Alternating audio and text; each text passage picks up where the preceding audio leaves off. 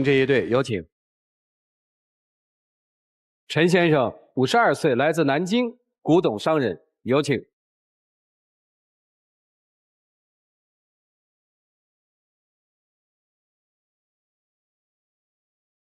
张女士，45岁，来自南京，兼职，有请张女士，有请。欢迎两位啊！二位是什么关系啊？情侣认识多久了？3年多一点。看这个小片里面冲突还挺大的，您提到了承诺是吧？对。什么样的承诺呀？之前我是离婚的嘛。啊。因为我想要一个安全感，他也答应承诺给我的。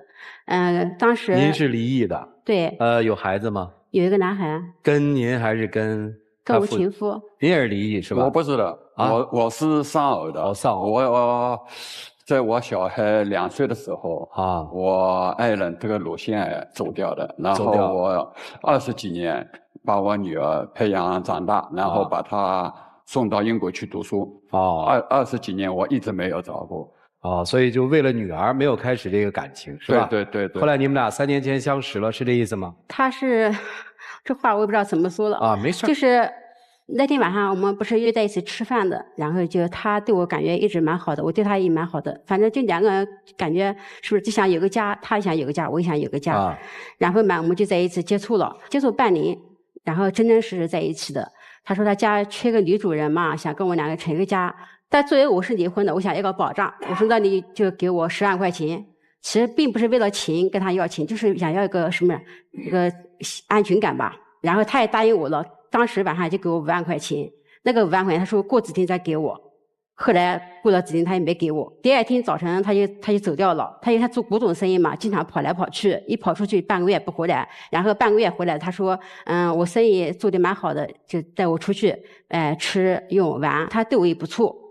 但是就是他对我那个5万块钱承诺没有兑现，我心里有点这个姑苏，是不是啊？我为什么叫他住到我家呢？因为就是我们相处半年过后，他租的房子嘛，马上要到期了。我说了你也不要在外面租房子了，我说你顺便住到我家来。我说反正我也经常要出去跑，家里呢正好也可以有人看看其实就是一种变相的示爱嘛，是这意思吧？可以这么说吧，女主人是这意思吧？对，可以这么说。想过结婚吗？也想过，但他就是经常跑来跑去的，给我感觉就是没有这种稳定。他经常1个月跑出去1、2次不回来的，不是天天在家陪着我的。要上货还是怎么看东西是吧？对，我要看东西嘛，因为就是说我做古董生意嘛，必须要全国各地跑。因为有一次我做生意亏掉了嘛，我还问好多朋友借了点钱，输掉了几百万。所以手头不是那么富裕是吧？对。那你给他解释一下嘛，这何必呢？感情好何必在那5万块钱呢？对不对？他卖房子，把房子也卖掉了。把谁的房子卖了？因为这个房子，他把他自己的房子卖掉了。你想，我没有地方住他家，他把房子卖掉，我更没地方住了。然后他在外面租了一个房子，刚开始还去，断断续续去快2个月。后来就不去了，后来整个人找不到了。他不给我说法，而且带我金银首饰拿去了，5万块钱不兑现，你作为男人你应该吗？那个意思是你们现在的状态实际在一个要分手不分手的状态是吧？我们已经分开半年多了。已经分开半年多了。那今儿来干嘛呀？我今天就跟他讨说法。因为我是这么认为的，有一次我也赚了几十万，回来的过后我说今天不要在家烧饭了，到外面去吃吧，然后还跟他买了钻戒一些金银首饰，然后还给了他钱。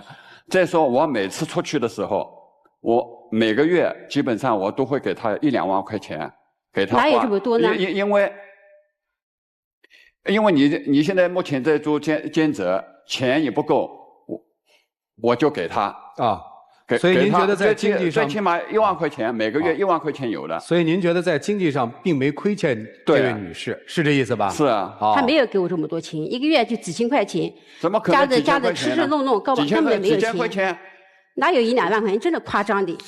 咱们这么说吧，相处期间感情好吗？生活在一起磨合的好吗？经常吵架。为什么吵呢？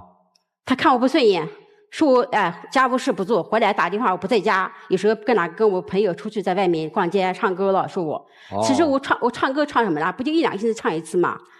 我逛街逛什么呢？不就逛几时买东西才去逛街吗？他自从搬进来过后，真正的生活在一起，就是说没有多长时间，因为我经常在外面跑，一出去就是说10几天或者半个月，然后回到家又是3、4天的时间，我又要走了。好，那什么时候决定分手的呢？什么时候就是说18年底真正分手，他就不来了，他整个人看不到人了，而且信息电话打不通。就消失了，是这意思吧？就消失了。他没跟您说清楚，房子卖掉他就消失了。您干嘛不跟人说清楚啊？交往不是的，这个是呢，因为我有一次就是我回来，就是说很郁闷，他问我什么事，我说没什么事，我说我自己会解决的。然后呢，他呢就是说从我通话的语气当中呢，他可能也隐隐约约知道什么。他说到底什么事了？我说没什么事。我说的你现在上次我给你的5万块钱在不在了？是不是？我说我要急用，他就把5万块钱又还给我了。那不是挺好吗？还给我了以后呢，就是说我又把一些金银首饰呢也要回来了，要回来呢，到时候我说反正我以后再跟你买，我就把一些债先能还多少就还多少，信誉很重要的，是不是？朋友们就说亲戚朋友也在问我生意做得怎么样啦，怎么样了？后来我跟说，我说你们的钱我过段时间给你。后来我没办法，我说的把房子卖掉吧。反正我说我以后反正还可以东山再起。那个时候这不是挺好的吗？还商量，我看不是要商量大家一起过吗？怎么后来就没过了？他就甜言蜜语一次一次骗我啊！他就是甜言蜜语一次一次骗的，让我陷入这个圈套。他先卖房子，然后之前把我的钱和金银首饰拿去，第2步卖房子，第3步把我租到外面去，然后整个人看不见人，就躲避我。打他电话不接，发他信息发他微信都删掉。你要讲，把我微信都删掉了。你要讲我为什么在一起的时候你顾家了吗？你跳舞次，你喜欢跳舞次。我每次回家，从外面回家，就是很累。我也想有一盏灯等着我，是不是？一开门，客厅里脏得不得了，全是什么瓜子壳啊什么的，人不在。然后打他电话，他说他在逛街。买东西，还有一次蛮好玩的，她有一个小姐妹到我们家来玩，我说的，你这套衣服蛮好的嘛，她说的是她跟她买的，送给她的生日礼物。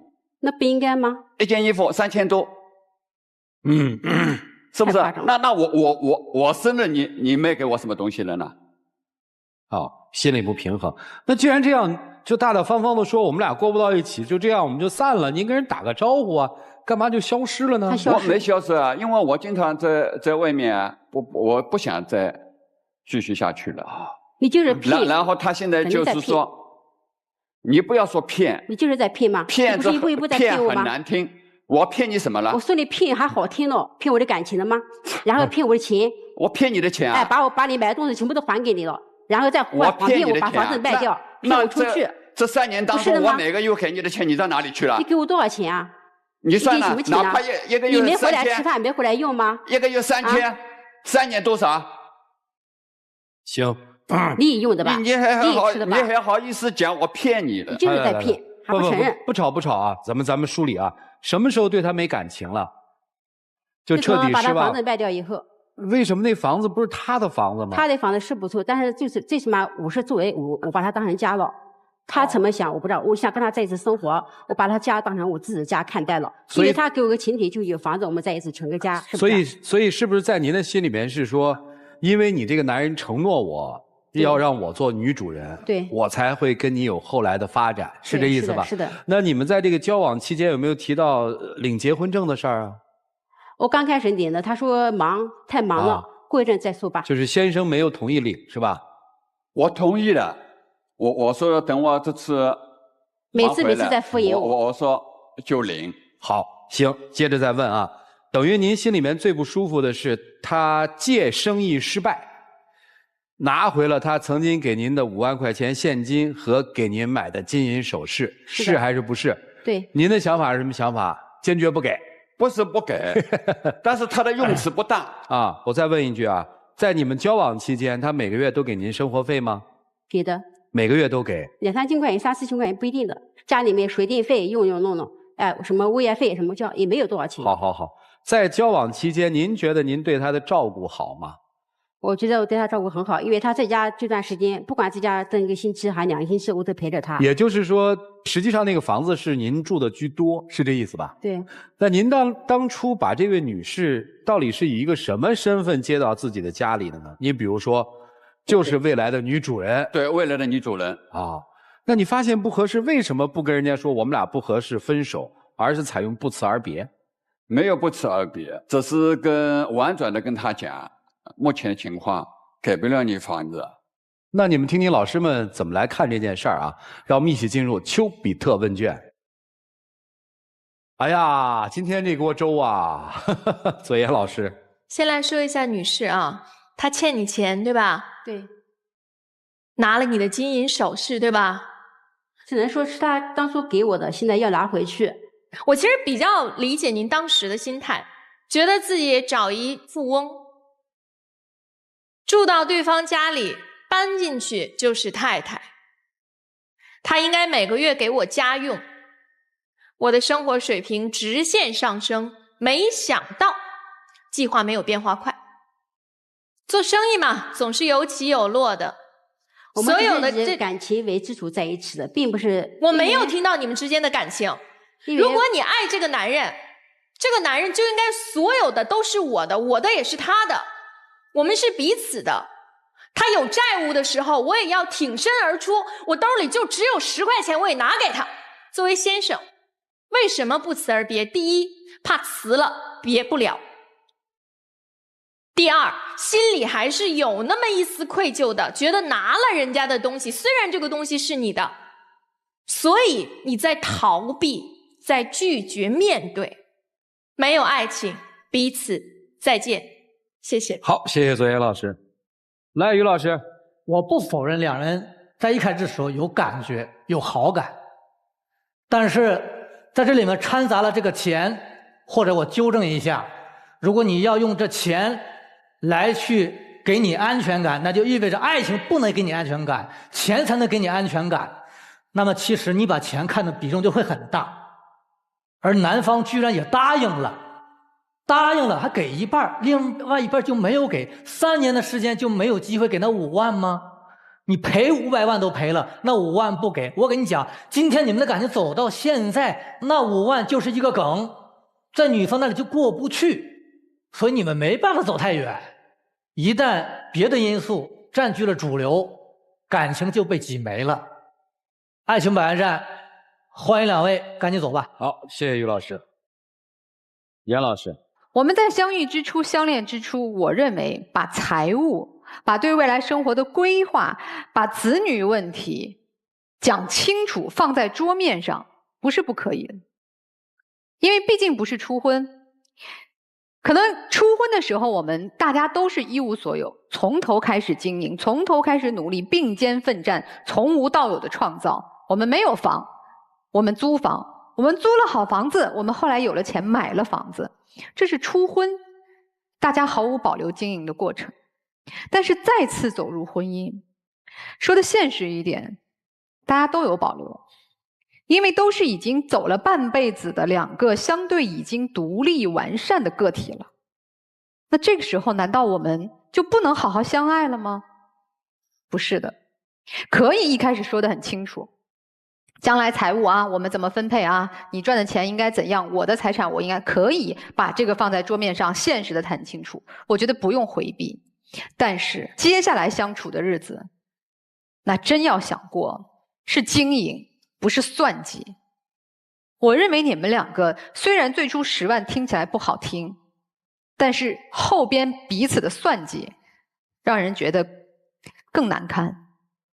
如果女士，你经过前段婚姻，你知道这样一个温暖的家，一个有经济能力，一个愿意和你共同生活的男人是很可贵的。当然你爱他全部啊，你爱他的温柔体贴，难道你爱的不是他的经济实力吗？他是个综合体。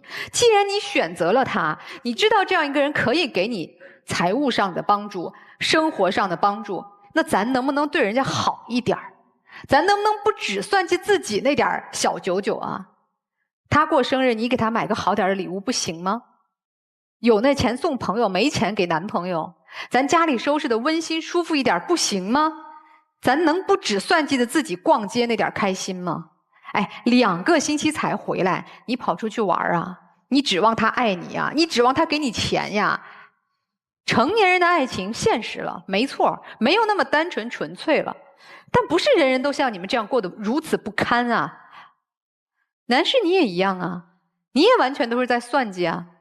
你如果给他足够的安全感，女人其实很多人都是情感动物，你如果把真心给了他，很多人愿意风雨同舟的。这把年龄谈恋爱了，没有那么多激情了，想要的就是相伴到最后了。谁经得起折腾啊？你给了他真心吗？你给了他真爱吗？你值得他完全毫无保留的爱你吗？咱也没做到，对不对？所以才有不辞而别呀。所以把这个说出来，算是对你们的一次，不能说告诫吧，至少希望你们再次走入下一段情感的时候，能给自己敲个警钟。既然选择了，请你们不要再保留，好吗？谢谢。好，谢谢严老师。来，涂老师，我问一下女士啊，你是有一个儿子是吧？对，多大了16岁了。你儿子看到了会怎么想你这个妈呢？我希望他也能理解我。既然说钱，咱们就算算钱。即便是他最初承诺了，甚至是写了借条给你，要给你10万，他在家里待的次数很少。既然你住在那儿，水电费就应该你掏啊，物业费就应该你掏啊，没有问题啊。所以这钱并不欠你的呀。但他也过来生活啊，也他回来生活，你们不是在一起吗？你住人房子不要交租金的。你说他骗了你的感情，这句话就更是无稽之谈。感情在哪儿呢，大姐？对这个男人是有过感情的吗？我们做爱情保卫战做了9年，以前也听过到这个舞台上来算账，但还没有像你们这样算的这么赤裸裸。你最初是要跟他去扯结婚证的，为什么没有扯？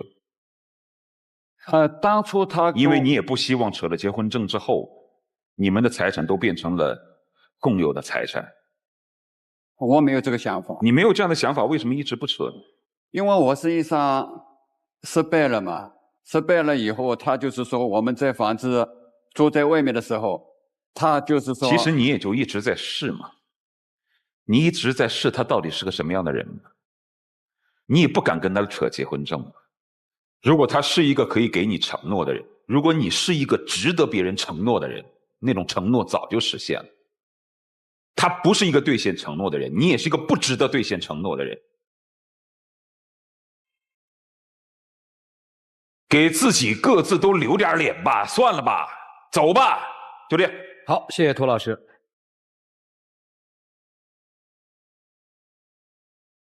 该出的气其实也出了，你所谓要的那个公道和公平，大家已经自在人心了，不是您想的那样就是那样。想想你们曾经的美好，这件事儿到此为止吧，闹剧该收场了。我们一起进入抖音真情60秒。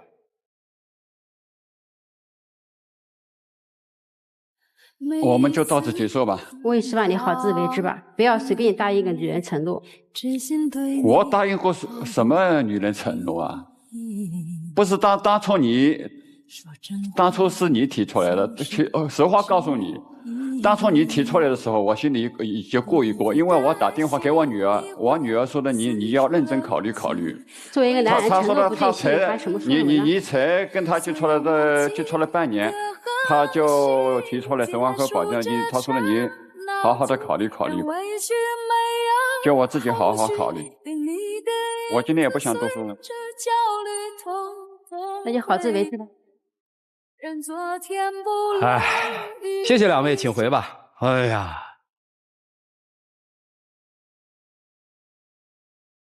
哎，我相信今天老师们给他们做的点，算是给他们的生活上了一堂课。还年轻嘛，还在路上，希望他们下一段感情来的时候，能够真心付出。来，让我们看看他们的选择，请开门。